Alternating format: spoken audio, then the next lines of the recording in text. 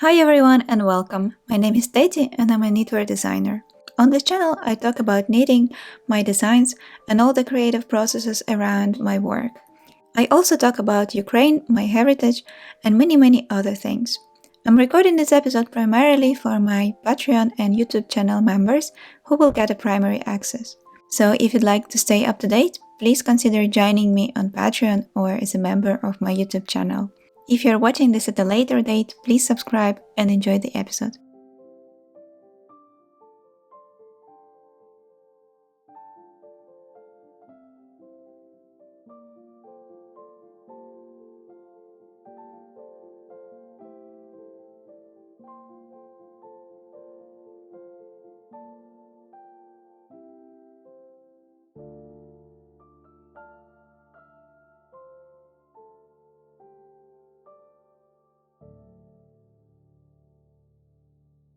Hi everyone and welcome to my podcast.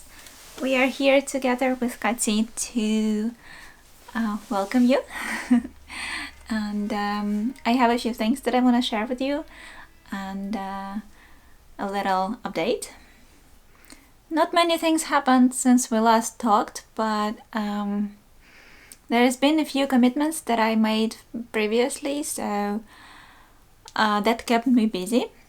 First, one of them is a workshop, a talk that I'm going to give at the H+H in Cologne next weekend, so in 2 weeks. It will be about the power of collaboration, and I think they initially invited me to do a creative workshop, something along the line of designing your own color work or like colourwork knitting or anything like that. I mean, given what I do. But I, first of all, considering the scope of this event, which is business to business, so you won't be, as a teacher, lecturer, you won't be dealing with your normal clients, but you most likely will be dealing with business owners or aspiring designers or yarn shop owners or dyers, the people that actually come there to make professional connections. So it's not that much about creating and sharing practical knowledge in terms of knitting, but I thought this event more as a networking thing where you can actually share experiences and make more of an impact if you talk about more important things, like not just technical, very narrow subjects.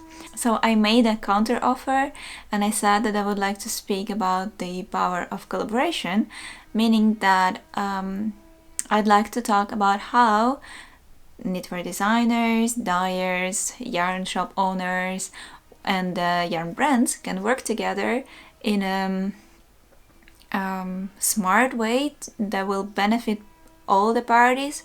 In my short designing career, I made roughly more than 80 designs, half of which were done in collaboration of a kind.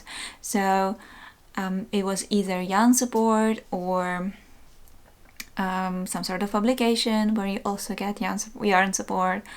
So I have some knowledge of how the things work, and I also have some experience, which is good and bad, and I think there is value in that. And I noticed that we don't talk about that much, and this could be a perfect platform to raise this kind of things and raise awareness about how things could be done better and how we could help each other grow and be seen and reach whatever goals we have.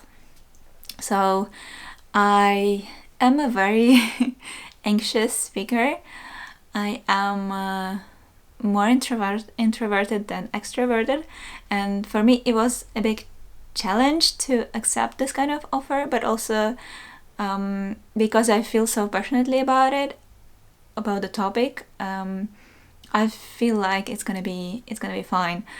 even though I'm super nervous and yeah, now working on the presentation. So this has been on my mind for the last couple of weeks, and I was also working on a few new designs, and that means that I have a new design to show you, the one that I promised you last time, which is Pavuk vest. Remember I told you that I have a vest that is almost perfect? Well, it is perfect in its own perfectness. So this is the one that I'm wearing now. I released it in 2021, and it's a very boxy, oversized vest with color work on the hem. There is a section of intarsia here, and then there's also color work on the shoulders and on the back. So there's lots of color work here, and this was my first ever knit vest, and I really love how it fits and how it works with everything. So I wear it a lot. But then when I was working on the Pavuk pullover, I felt like this geometric pattern that I created could be also a nice pattern for a vest. And I thought, okay, let's use this as a base and create a vest design with a bit more advanced features like proper ribbing on the neck and more smart looking sort of a thing, but with the same oversized look that could work on top of voluminous dresses. Like sometimes I wear very oversized dresses or things that have more fabric in them, and then you need like a very big thing to fit on top to look nice. And it also works perfectly with jeans, and yeah, it's very versatile, and I'm very happy with the whole concept of an oversized boxy vest. So I used the same pattern, well, a bit adapted pattern that I have on the yoke of my Pavuk pullover. I used it for the vest, and it's a V-neck vest, which is very nice and versatile. It's the V-neck doesn't go too low, but I think it's a perfect depth that gives you enough room to show if you have a collar or if you have a dress popping up. That's also nice. So let me see. Let's start with the yarn. I made mine in what it is, New Zealand lamb's wool from Gould. It's the yarn that I already, I think, showed you. I brought from the workshop, from the dyeing workshop at their studio. And these two are, this is Madder and this is Cochineal. It's their base number 3. It's fingering weight and naturally dyed, beautiful. As you can see, it's quite low contrast, but on the vest it does give quite a good definition, and you can see the pattern quite well. So it's I love how it works together, these two, this brown, warm brown shades. I could imagine that it would look also very nice with the dark background and the light pattern. That's also something I could try. Looking at this one, where I have a lighter main color and darker contrasting color. This was what was it? Let me see. Bagul how? I'm really bad with names, but this is Retrosaria. Yeah, I still have a skein left. So this is this yarn from Retrosaria, and it's very similar to Gould, but of course it's a different breed, and it feels different. It's more sturdy, more rustic, and let me see. So yeah, it's also 100% wool, and it's a Portuguese wool, so you can imagine that the sheep from New Zealand and Portugal are quite different sheep, right? So yeah, in terms of wear, this is perfect. I haven't seen any peeling or anything, and I hope the new one will also wear very well. So about the vest, it is knit bottom up, so you start with the ribbing and then you move up through the pattern. This section is worked in the round, and then there is this little section here of the intarsia where you work the pattern only for the central front repeat, and you can skip it. You can just knit plain stockinette here, and then I use the duplicate stitch and embroider it on top the pattern here nicely. That's an option, or you can skip it altogether, or you can continue with the pattern like in this repeat all the way up for all of the repeats, and then you will have like a longer pattern section on the hem, on the body. There are two options because mine is cropped. As you can see, this one is very cropped, and this one is slightly longer, but it's still very cropped, and I'm short. I'm 160 centimeters. So because many of my testers said that it's too cropped for them, I added an extra option. There is an extra chart for a longer body, which gives you 5 more centimeters, which is like 2 and something inches of the length of the colorwork section, and then you can also continue with the intarsia or do the whole intarsia repeat, like making it even longer. So there are length options there for everyone to choose what kind of length you prefer. Style wise, for me this is perfect. I don't think I would change anything. So the length for me works perfectly, but that depends what your style is. So then after you're done with the color work, or not, then you split for the front halves. So you will have 2 halves in the front and then the back, and those moving further up you will work flat. There's some shaping involved, of course, and now we move to the shoulders. The shoulders in my version are boxy, so there are no shaping of the shoulders. It will just fall off your shoulders naturally, like on this one as well. There's no shaping, so it's just a square.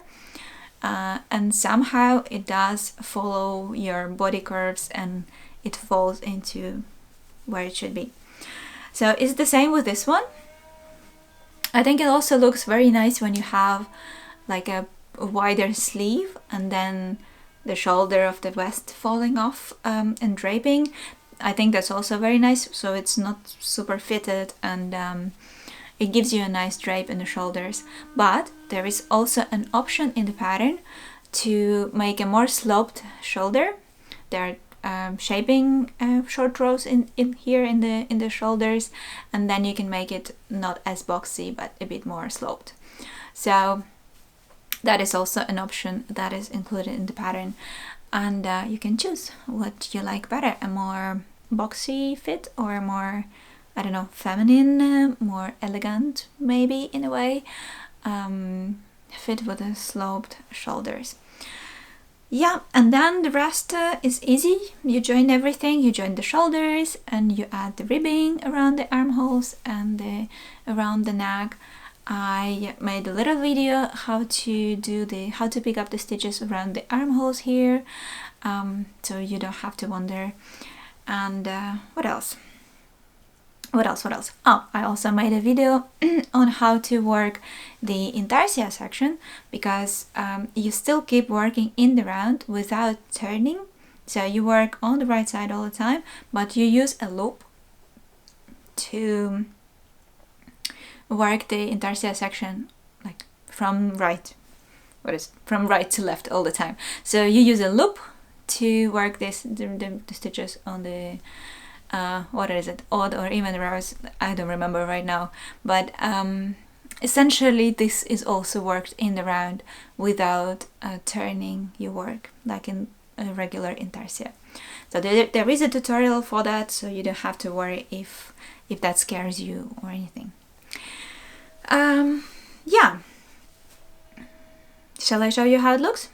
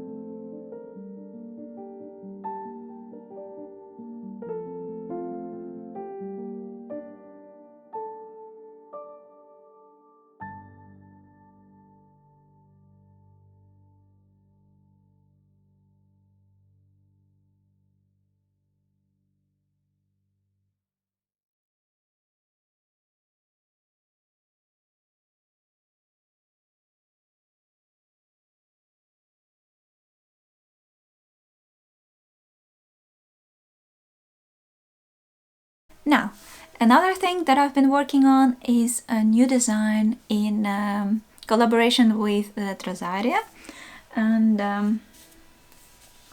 I'm using their Bruska yarn, and I felt like it might be a bit too warm for, considering that spring is coming, but when I swatched it, I really couldn't resist. I couldn't wait for autumn, so I hope that you can envision it in something lighter, like maybe cotton or merino, something that you could use for spring, or if you don't knit for spring or summer and you are preparing for winter like I am all year round, then it's a perfect project for any time. So it is also 100% wool from Portugal. It is a bit it's very loosely spun, I would say. It is a bit uneven and has a texture of its own. Can you see it? Which makes it actually really nice for the color work, but could be quite annoying working with it. So initially I was very skeptical about the two. When I was choosing yarn for the collaboration, they didn't have many of the colorways in stock that I would probably choose over these two, but I think I also wanted to try something more with a more contrast, since I will usually choose my normal, well, it's also a very typical color combination for me, but I did not want to have so much contrast, because I think it doesn't suit me personally that much with when the contrast is so high. But that's a personal preference, and when I swatched, I was positively surprised. So let me show you the swatch and then you can judge for yourself. This is how the swatch looks like. The design doesn't have a name yet. I have to figure that out. But this is what I swatched for, and this is obviously too long, so it will be shorter on the sample. And I also tried, there's some, you can see there's, where is it? on this side there's some ruffling going on. That's because I tried to what happens if I move the two repeats closer to each other, and I think that creates like even more busyness to already busy contrast design. So I think I will keep it this way, so there is more room between the pattern repeats, and that makes it less busy, and it gives more room for the pattern to breathe. So this is what is gonna be on the yoke, and then I'm also hoping to have a bit more pattern in other places on the pullover, so it's not boring after you finish the yoke. I think I've realized that in some of the designs when you're like, okay, so now the yoke is done and I have to do the body and the sleeves, and there is like no motivation to finish. But yeah, there will be more color work on this one, that's for sure. So you see, this is how it looks close up. It opens up beautifully because it's so loosely spun, and it does work very nice for the color work. But what I found annoying is working with it, because it doesn't look that nice while you're working it before blocking, and it's also, it's quite, you see the strand is uneven, so it's not flowing off your needles. It's more of a labor to keep knitting with it, and maybe it's just my yarn, because I also noticed that on this one, so this is undyed, this one is undyed, and I think if you use the dyed one, it's more smooth. That probably has to do with the processing of the yarn, so then this one is processed more like during it's dyed, or I don't know how do they dye it before they spun it, or no idea. Probably they do dye before, and then so that includes like extra step of treating the yarn, and that probably creates a bit of a different feel to the yarn than the undyed one. So undyed one's very rough, and I mean it's soft in a way, but because the texture is uneven, it's quite difficult to work with. I mean, at least it was for me. Yeah, depending what you compare it to, but in the just to give you an idea, it does feel different to other yarns that I've worked before. So yeah, this is the plan for the future. I have the sample ready, and I even wore it already, and it works. So I also noticed that I have to wear a sample of whatever I make before I actually show it to people or decide to go forward with it, because in the process I can discover things that could be done better or improved during when I write the pattern or while we are testing. So sometimes there are little things that are different in my sample but are much better in the final pattern and the products of the testers. It was the same with the vest as well, because I didn't think it would be too cropped, but for many people it turned out to be. So there's now 2 charts, and you can choose to have less or more color work, or even more, and yeah, that's what this whole process is about. You are learning as you go. So yeah, for this one I still have to write the pattern, and then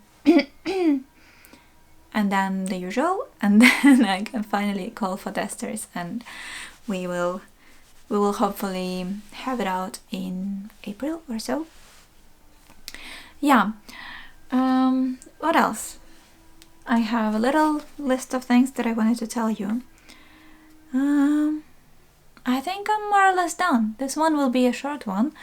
I really wanted to show you the vest before it goes out, and I've been so rumbly that I forgot to tell you that this one is called the Forest Keys, West. It's been out for a while, and there's quite some translations of it available out there. So if you're looking for other languages, I think this one is out there, and you can start with knitting it right away. This one will be in English, and then I think the first one that will follow is Spanish version, and then we will slowly translate it into more languages. So that's it from me now. I made a little self-care plan to take a little break in end of March, after my talk in Cologne. So end of March till mid-April, I will I will be going on a Camino. It's my second Camino. My first one was in 2019, and at that time I did Camino Preventivo. If you don't know what Camino is the pilgrimage from starting from different spots in Spain, France, England, like countries around, that ends in Santiago de Compostela, which is originally a religious thing, but it's also a spiritual journey in terms of, even if you don't believe in God, it is a very nice way to connect with yourself and experience the walking day after day, and just come back to yourself and slow down and meditate in a way. So I was very happy when I did my first one, even though I didn't finish it because I lost both my toenails along the way, and it was both funny, painful, and very interesting to do. I made it to Santiago, but not on foot, but just traveling with buses, and still very much enjoying the trip. So this time I picked an easier road. So I will be walking from Porto to Santiago. Porto is in Portugal, and then I'll be walking north to Santiago in Spain. And I'm hoping that will bring me some peace and quiet, and I'm hoping to come back renewed, refreshed, and somehow connect a bit more to what I want and how I want it to be. So that's my plan. It is a selfish self-care project of mine for this year. I hope that I can still make all the things happen in the background. So we will probably have a test run running while I'm away, and I will try to keep you posted on Instagram and Patreon so that you also don't forget about me. Please don't. That's the plan. So I will be away, but I will hope to be back with new ideas and more energy, and open to all the new things that might come my way. So thank you for being here with me. Thank you for your support, and I hope to see you very soon in the next podcast episode. Bye.